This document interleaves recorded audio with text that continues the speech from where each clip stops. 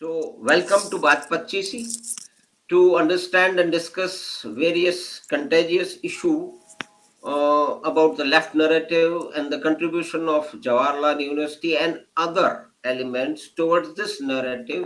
We have very experienced friends with us, Mr. Ram Kumar, who has been a student of JNU, and Dr. Neeraj Rawat, who was there and took a very active role in the politics at a particular time, and then after being disillusioned by a certain doing of the student politics there, he left this area and went to into business management and migrated to Australia and worked it elsewhere.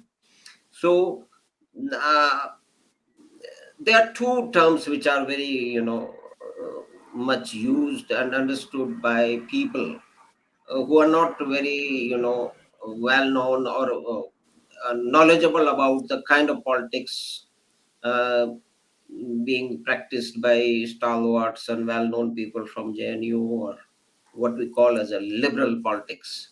So there are 2 points which are described these days and which are there in the general people's mind. Number one is Andolan JV, the people who live on perpetual agitation, and then they make it a career out of it, and somehow it gets connected.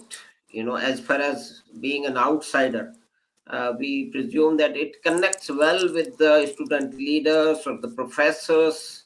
Some of lectures I have listened to, they're quite weird. And one more thing, important thing, which is a general person, a person with common intelligence will understand that why a particular ideology is to be thrust upon a student in a university or institution. Why not to have a variety of view?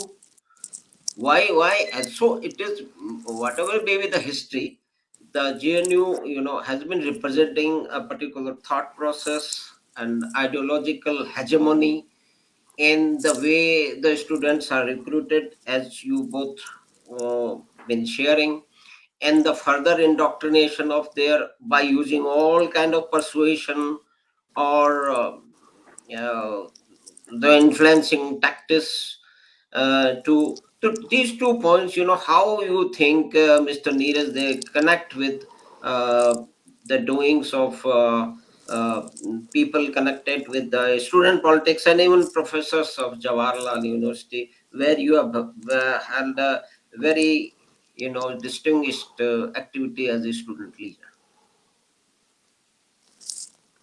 Okay, you see, first of all, let me say that it's a pleasure to be here and sharing my experiences with you. And of course, Ram has been my senior, so he knows what is JNU. And once, there is a saying in JNU that once you are in JNU, you always remain a JNUite. Lifelong you remain a JNUite. The reason for that was because when I can't see both of you, but anyway, can you hear me? Yes, I want to put Are you on you a solo. okay? So, because JNU has played a very important and significant role in my life today, what I am, and I'm very proud of that. And when I say I'm proud of that, that I justify each and every action which is taking place inside JNU, or whether rightly or wrongly represented by some section of society, that JNU is this and that, which I totally disagree. See, JNU, if you want to see my time of JNU, current Prime Minister defined this thing recently for people, those who are involved with the so-called Kisan Andolan kind of thing, that there are some people which are Andolan JV. And believe me, I find this term very interesting, and I have no regrets in saying that, okay, at one time, I was Andolan JV, because we were trained to find faults with establishment and then raise voice, mobilize people, mobilize your students. So kind of, these are Andolan JV, you can call them Andolan JV. Now, those andolans were not of national level or not of a state level, but at your institutional level. Okay, at your institution, you are learning how to raise voice against the established norms. So that is one culture, which that is the age when we are rebelling against family values, where we are rebelling against our established religious norms and practices. So that I can totally agree, and I find this a wonderful term given by Prime Minister. Now, when you are a Andolan GV, means you are always looking for some kind of an action in the society or in the institute at your level. You become a fertile ground for people, those who are about to use you, if you're not careful enough. So one is that the JNU has been utilized or wrongly utilized by some of the national stream political parties. Now, when we entered JNU, at that time, you see, the mainstream political parties were CPI, CPM, which were having their student wing inside the campus, AISF and SFI. So it is also their place where they used to recruit the cadre from the students, and then they go on to become their party leaders or those who remain active, those who want to make career out of politics or social activity. So yes, JNU was dominated by these two organizations primarily till our time, and independent group used to be the free thinkers, where all kind of other ideological commitments were with those free thinkers. Whether you could be a Congressy in a free thinker, you could be a Samta Yuva Yojana or something, any other. They all used to be in the free thinker also at that time. Now JNU, another thing you said, Tukde gang. One Andolan Jivi, I totally agree. The JNUites are known, and the character of JNU will be always Andolan Jivi, because that youth, and they are mobilized to raise voice. Now, whether right or wrong, that could be debated. Tukde gang, the voice of Tukde gang is strongly associated with JNU. This is what I feel. Till my time, that was from 1986 to 1994. We could raise any other kind of slogans against political leaders or something, but you see, I cannot believe and I cannot agree that JNU strength, those who are so well aware about the national and international politics, will be, doing this kind of nonsense. However, if some, as I said, because they are Andolan GVs, and in the heat of the moment, if then somebody is raising a slogan, some person who's having a very ill, you can say ill will, or not a good will towards the nation or something, maybe raise one slogan, and somebody in continuation saying Azadi, Azadi, or they must have raised. But I don't think consciously JNU students could be, uh, said that okay, they are anti-national or they believe in dividing nation into tukre tukre. No, I don't believe in that. That must be some kind of game plan. Somebody took advantage of that Andolan GV mindset. But JNU, whether teachers, including teachers, I don't think they are anti-national or something. Yes, they are anti-establishment. They always have been anti-establishment, because the political parties they are affiliated to, they never came into the as a national level. They never played a very positive role for a long time, except being barring from West Bengal, Kerala, or Tripura for some time that way. So yeah, they have been anti-establishment, and those anti-establishment has been used by some manipulators to mark them, to call them as anti-national. That is where I could agree. Tukde gang kind of a thing, I don't think JNU patronizes, or JNU as a general strength of JNU will patronize, or even the teachers will patronize the Tukde kind of answer. So this is what how I feel about these two things. Andolan GV, I totally agree. Yes, uh, One more JNU is thing, a Neeraj. Yeah, that is a very right point you put forward too. But there is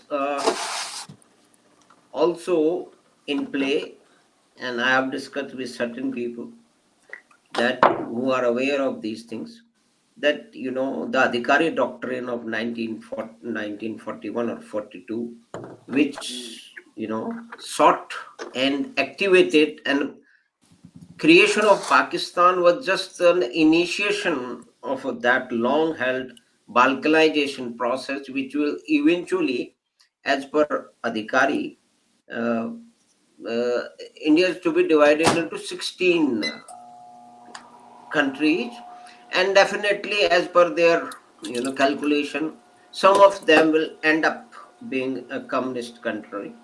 So that kind of a thing, which is always siding with the separatism in Kashmir, siding with the Khalistani movement, and the offshoot of the Maoist, working into various corridors in south and east, in Maharashtra, in parts of Maharashtra, is there, and so in a way, it can be sad, some people, rightly so believe that this is a perpetuation of Gangadhar Adhikari doctrine of balkanization of India into 16 or more states, and that way, some of them will be a communist country within India.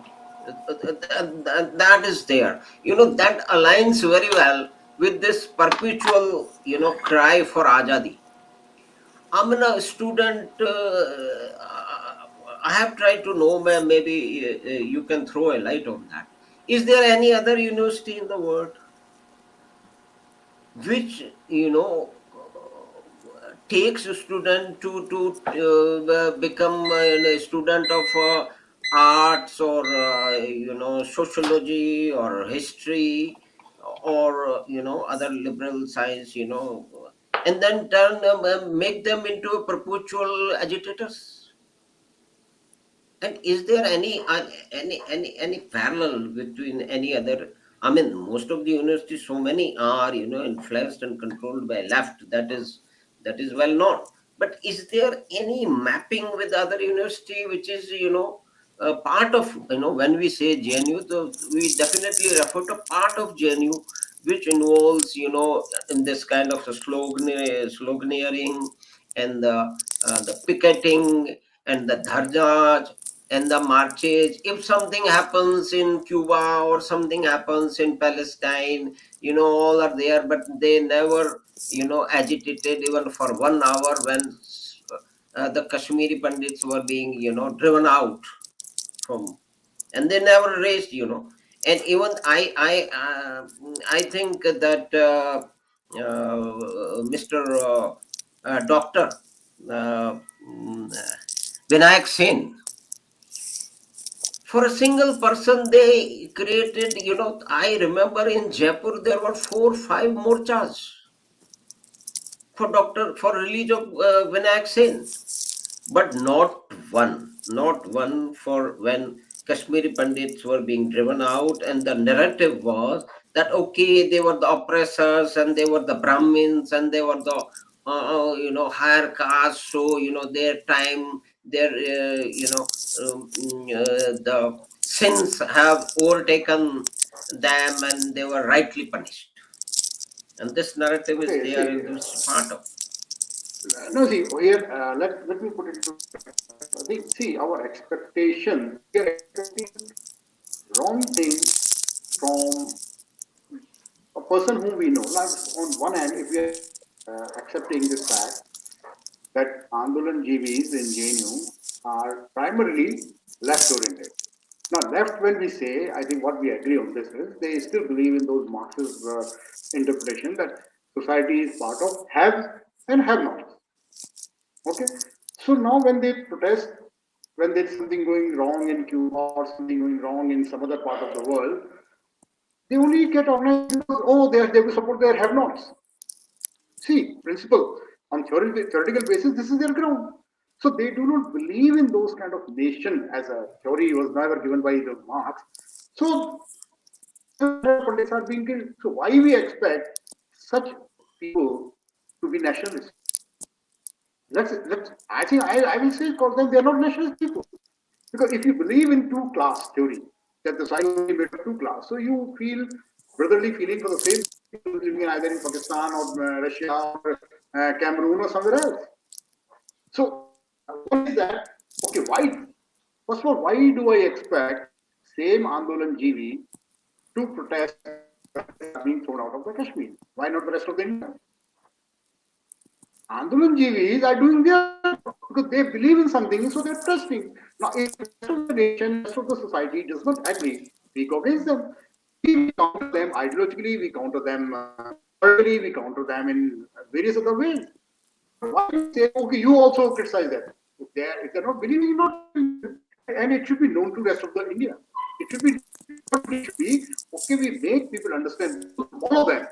Now, what is important part in JNU that I feel, if you really want to counter, and if government or anybody is worried about this anti-national sentiment could grow up, that you come out with an ideology or with an idea or with some kind of interesting objective for those students, where they percolate it down to the level of the neutral students also. That these people, you see, they never came out. They never came out of India when pundits were thrown out. So they are not talking about this is the fault of so-called nationalist parties like Congress, BJP, or something. They say that they are more nationalist. They should do their job. Why are they failing to do this? Because traditionally, what we saw in our time, except these left-oriented organizations, these all states used to prefer, or their political gurus used to sit in their room silent. They don't want to go on the ground. And this is the state of the whole opposition parties today in India also. They're sitting in their room. They want other people to come forward. They want to, now if Modi is becoming popular, what rest of the opposition is doing? Sitting in their room only, they're imagining, creating some kind of ideas which is not being bought by the common people. Same thing is happening in JD. I'm telling you, those left-oriented students are very active. They go and meet. They carry forward their ideas because they believe in. So if they want to carry out something against the atrocities in Cuba or something, as you were saying, for this they will go room to room, to class, to convince people. Now at that time, if these other political parties, if they have their student wing in JNU, they should counter. Hey, come on. Why are you supporting these kind of people? Because they even betrayed our brethren in Kashmir. So it means what? It is our failure. Failure of those people, Of those who course, criticize the left people. Now, of similarly, course, so my here suggestion would be to or advice to the rest of the society that we should not waste our time in convincing so-called leftists that you please agree with me and criticize this that okay why Pandits are thrown out. Because to them it doesn't matter because they already said that we believe in society has and have not.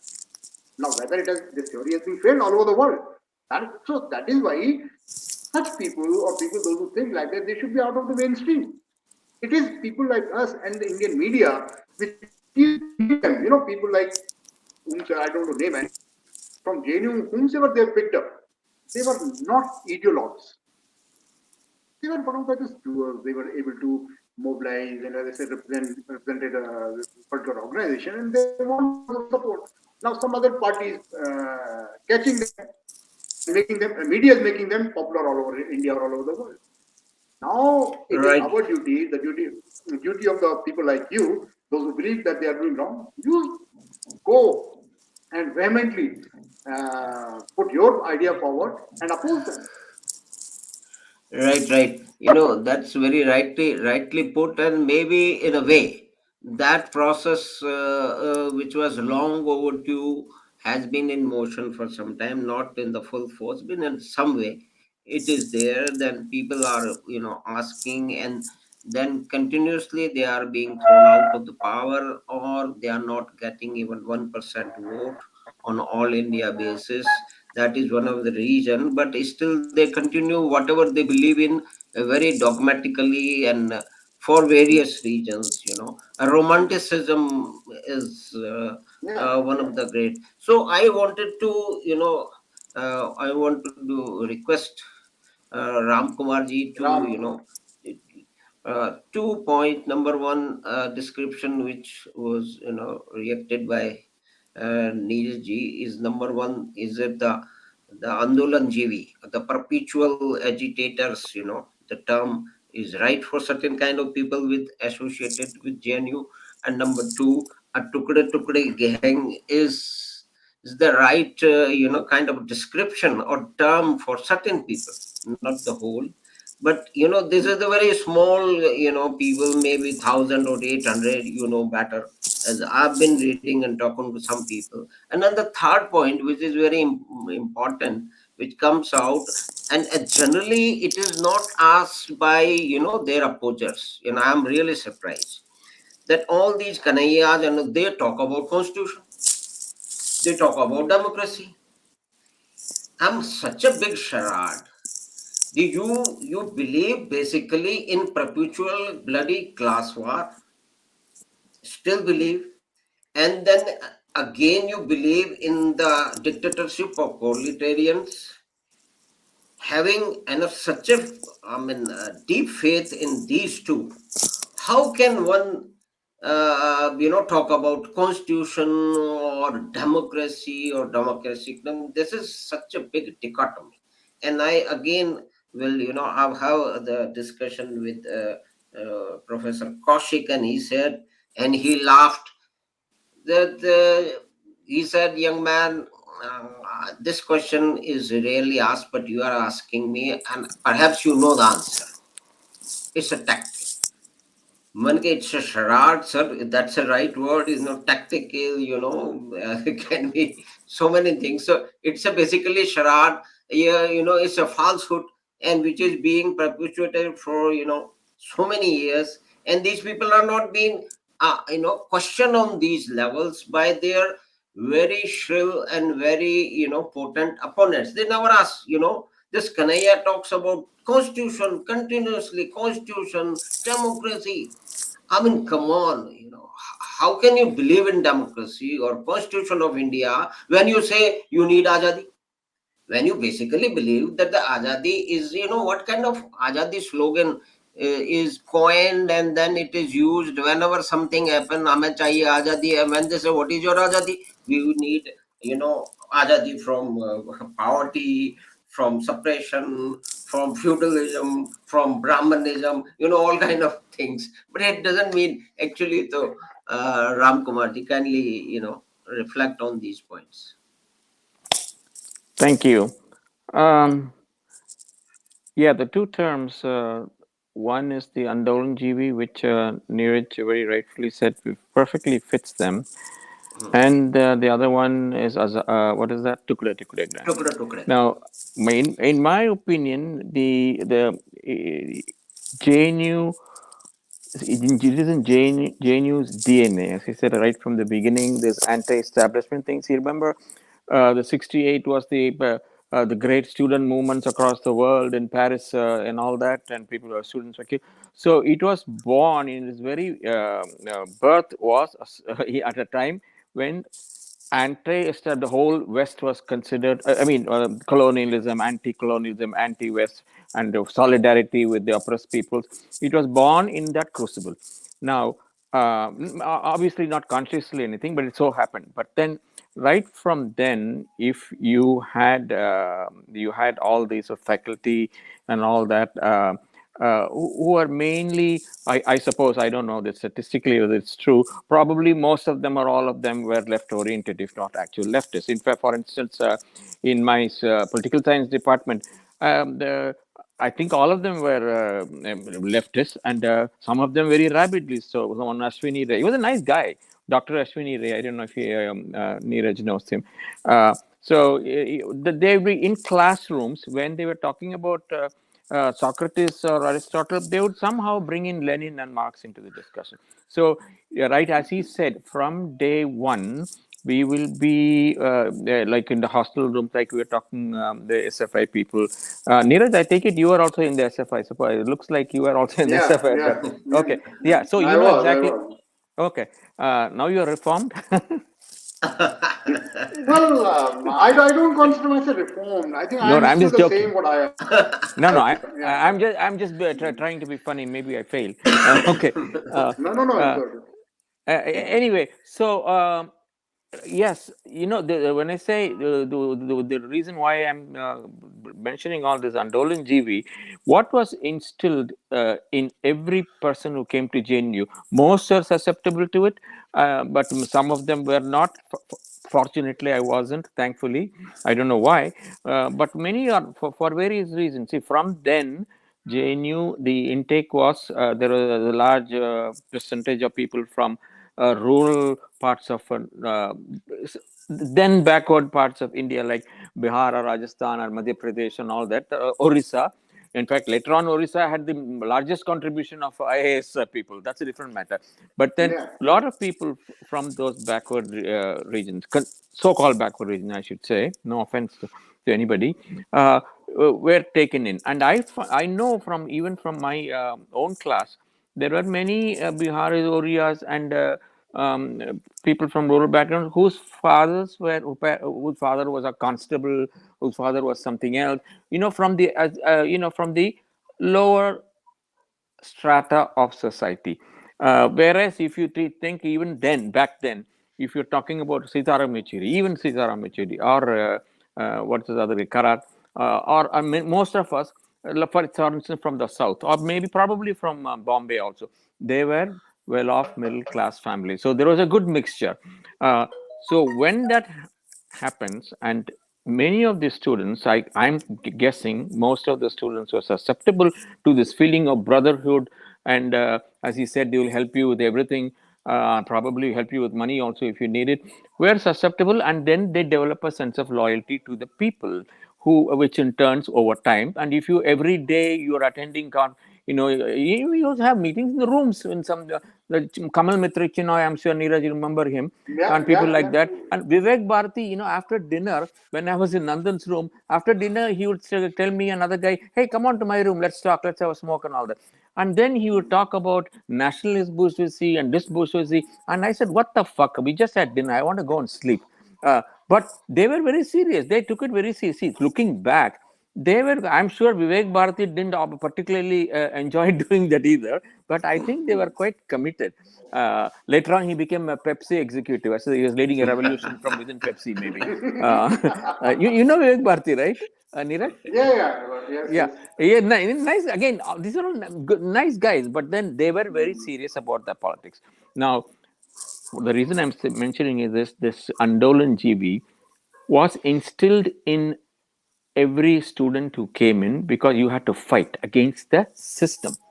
The slogan then, there was no Azadi slogan at that time. The slogan was, I remember all these things were very new to me, including Marx. And every day we would be marching around Godavari and Ganga with if you remember Jean Chapman. I don't know if you remember her, Neeraj. Yes, Jane Jeffrey, very, very, very. Yeah, Yeah, this very stood up to that. and Continued till shouting on our the time. huh? What's that? This character, yeah, this character continued till our time. I Right, said. and she, no, I'm just thinking of her because I used to. She used to scream at the top of her voice. What the slogan was? Inkilab Zindabad. There was no. Yeah, So Inkilab was the thing. So this slogan as Inkilab is instilled in your subconscious in JNU, yeah, and you are taught to identify with the, as he said, Neeraj said, with the working class of the world. That obviously and you have to read the manifesto, workers of the world unite and all this stuff.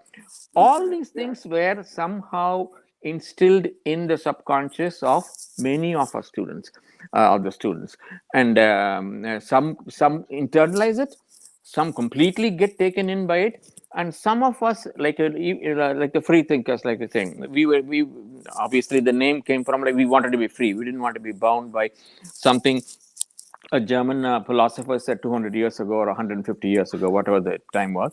So we said, but as he said, many free thinkers consider themselves leftists. I'm not sure if I agree with that.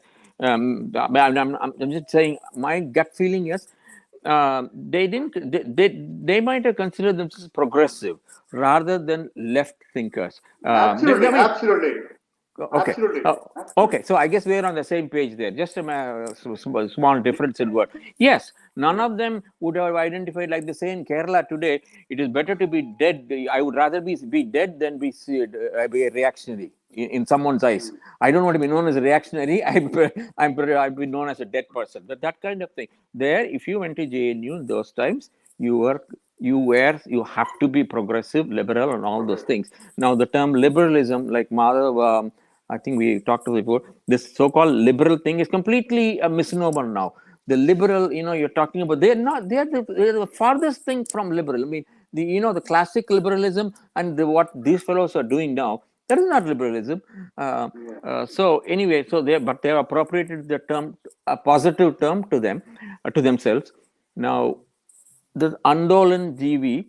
So we were, even though the term had not been invented by Modi yet, uh, it was That's instilled right. in us as we had to fight the system. Never Yeah. mind what we understood the system, the oppressor, and therefore that is part of the JNU's DNA, which has continued. And the way it is continued is because, as both of you were discussing before, because the intake process, the evaluation process, your MPhil, PhD, all depends on your relationship, number one, with the faculty, and number two, who are all leftists to begin with, and then your fellow students. Like if you know Sitaram Yechuri, you probably you're assured admission, MPhil or PhD, or I'm just naming it, not necessarily Sitaram. So this internal what do you say, inbreeding, I would say, inbreeding of this leftist cabal. I don't like that word, but the thing is, it is so what was then there continues now, this rebellious attitude. It's the fashion, if it's in JNU, and apparently it still is. Absolutely. So it apparently it still is, like you're talking before, the beard and the jola. So those are the outward manifestations, and the thing was there. And then the identification, which you said with the working class, as opposed to the oppressor who you have to destroy. One of the ways you practiced it is by being nice to the karamcharis and all that, the mess workers and all that. Now, that also, I was actually the mess secretary in Periyar. I have seen how it was abused. Yes. Once I was a mess secretary, so someone told me, you're not supposed to take your dinner plates to your room, if you remember. So somebody said, how come that fellow is doing it? I said, which fellow? He said, some three or four of us there. And I said, show me, I will go and tell them this. I go to that room, and four SFI guys, excuse me, Dilip Upadhyay, if you remember, nice fellow, really nice Oh, fellow. Philip. Yeah. Dilip Uttarabai, he's a really nice fellow, and I knew Yeah, him very he well, a died. good friend. And Yeah. he and three others were drinking, and with the plates, with probably three or four pieces of chicken each instead of one piece which they're supposed to get, and they were eating in the room. Now, how is that possible? Because of their camaraderie with the working class. Now, so that was abused also. But there was a good side, but all the abuse existed all the way. I'm just giving you a small example. No, but you have to. But the bottom line is, you have to be seen as a liberal, at the very least a liberal, or a fighter for the working class. Now that continues apparently because of the inbreeding. The same kind of students with the same kind of, and even when there's a new student, say somebody today from rural Andhra, rural Manipur, anywhere comes, and urban Manipur for them, they come there, they find that with the most of the faculty and the important students or the well-known students are leftists, so to speak. It is to their advantage to be in their group. So it is just like normal human behavior, and that is how it is perpetuated. I think it is just my theory. What else can it be? And another important thing of the how what was the other thing? Andolan GV, and the other one, what was it? Tukde Azadi. tukde. No, Azadi and Tukre. tukde tukde. Okay, right. The another thing of this, why this JNU thing continues now, is, I think, because many in those days, for sure. I lost both of you. No, no, no. You're No, visible. no. You're solo. Please continue. Oh, I see. In those days, the thing to do, I mean, there were not many jobs around before liberalization, if you remember. So, UPSC was a big thing for many who came to JNU. And if you didn't make it, there are then other things like Reserve Bank and State Bank under some sale and all that, which I went into bank. So those were the things that people wanted to get into. The jobs were not plenty. So if you didn't make it to any of these competitive jobs, exam jobs, what is the next thing? Faculty positions.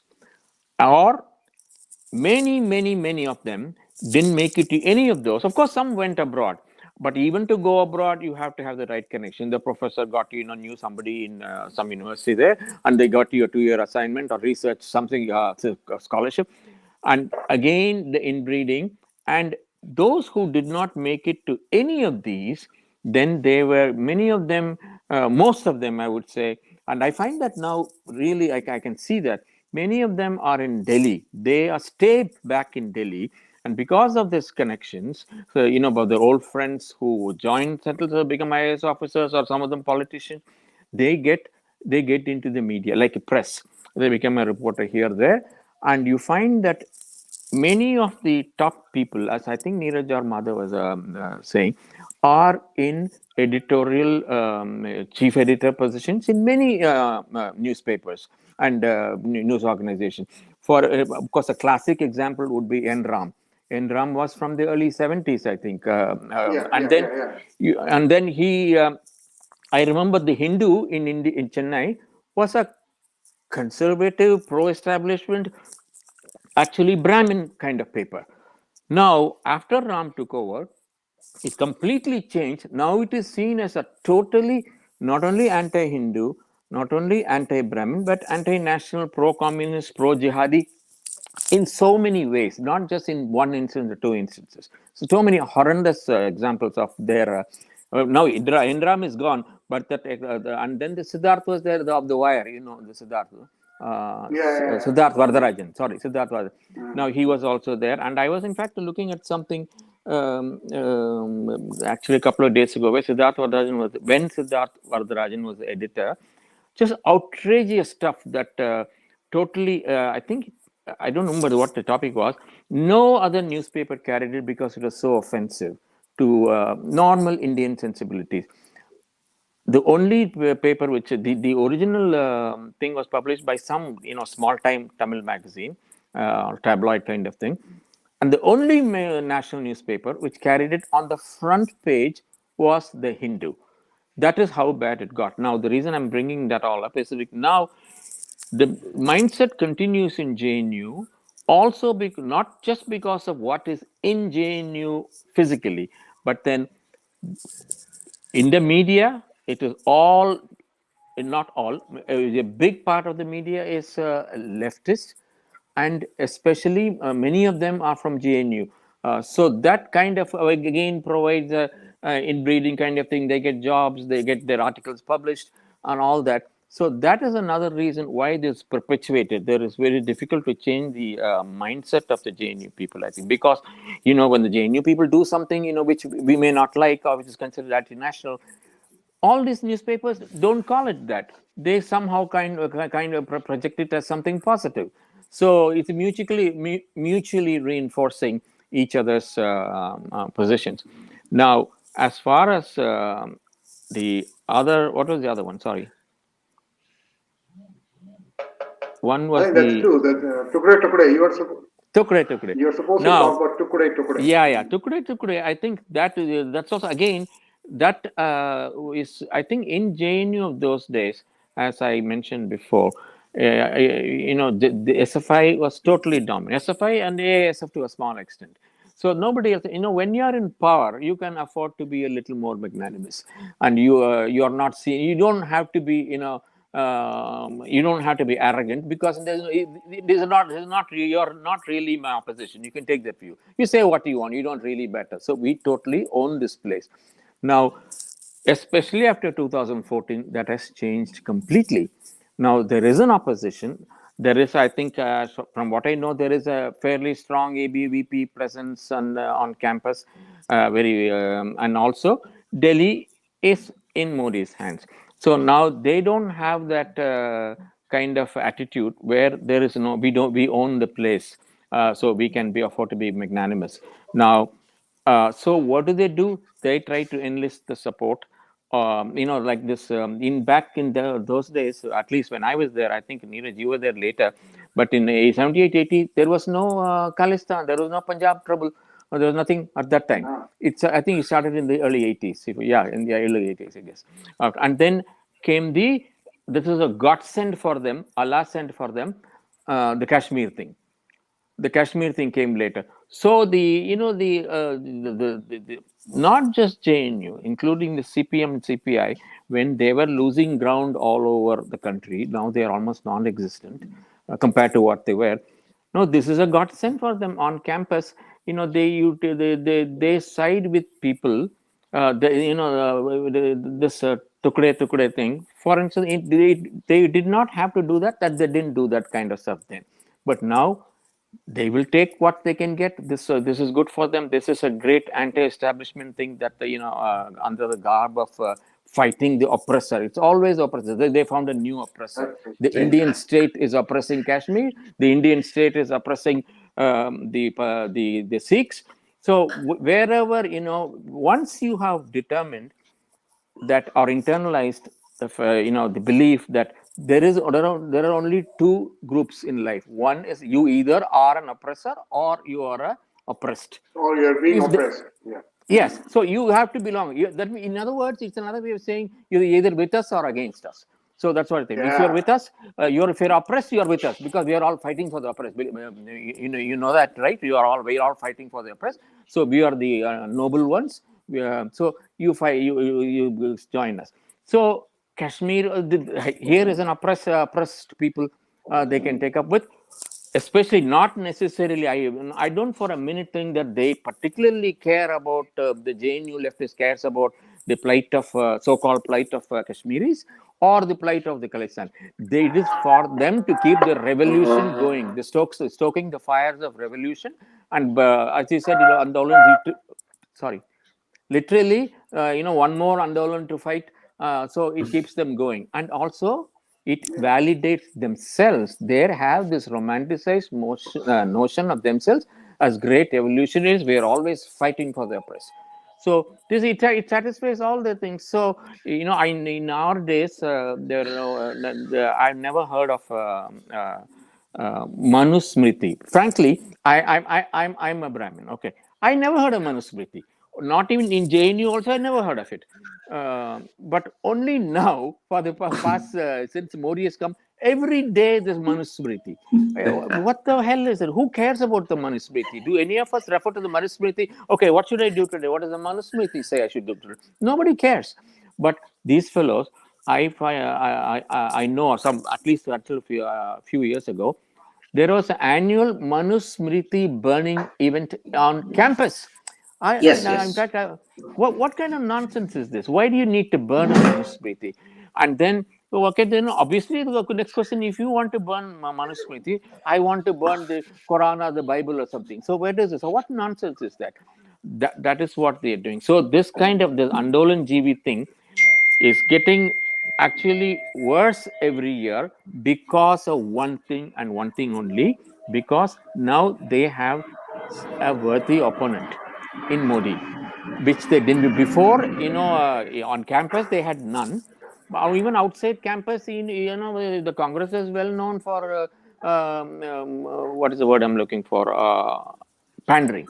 So they are always pandering. If this year if something could come, next year you could contact some Congress people and they would do what you want.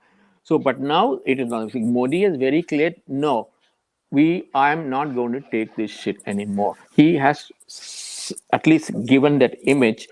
So that, I think, is the reason why they have uncharacteristically compared to what it was like in the 1980, taking all these fringe groups. In my mind, they are fringe groups, like this Kashmir Azadi and all that. So that the tukde and all that, and I'm sure it happened because we will. So anyway, so I agree with basically with both your those 2 points. And anyway, and this is my thinking on why it is so. The tukde and the Andolan GB stuff. That was a classic thing that Modi used. Andolan GB is a great term. Anyway, so now Yeah. back to Madhav.